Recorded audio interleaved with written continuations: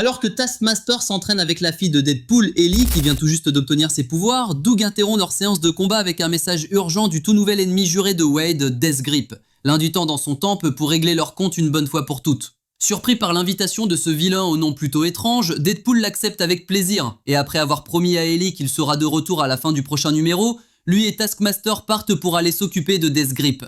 Deadpool défonce la porte d'entrée pour que sa tête prenne instantanément feu, et tandis que Taskmaster commence à tirer des flèches sur les élèves de Deathgrip, Wade leur demande s'ils ont la moindre idée du prix d'un nouveau masque sur mesure. Alors qu'ils commencent à être dépassés en nombre par les sbires, Deadpool demande à Taskmaster de les retenir pendant qu'il part chercher Deathgrip. Tony accepte, mais dit à Wade de se dépêcher afin qu'ils puissent rentrer chez eux au plus vite. Deadpool trouve son nouveau rival en train de méditer seul, et après l'avoir frappé à la tête avec son arme, il se prépare à mettre fin à leur rivalité aussi vite qu'elle a commencé. Mais d'un simple contact sur sa poitrine, Deathgrip annule le facteur guérisseur de Wade. Alors que Deadpool commence à cracher du sang, Deathgrip lui demande s'il est déjà à court de blagues, et pour vérifier si son plan a vraiment fonctionné, il lacère sa poitrine d'un coup de main, l'ouvrant largement. Deathgrip explique qu'après avoir sous-estimé le mercenaire lors de leur dernier combat, il a trouvé la Muramasa Blade, l'arme capable de neutraliser n'importe quel facteur guérisseur, et qu'il en a absorbé le pouvoir.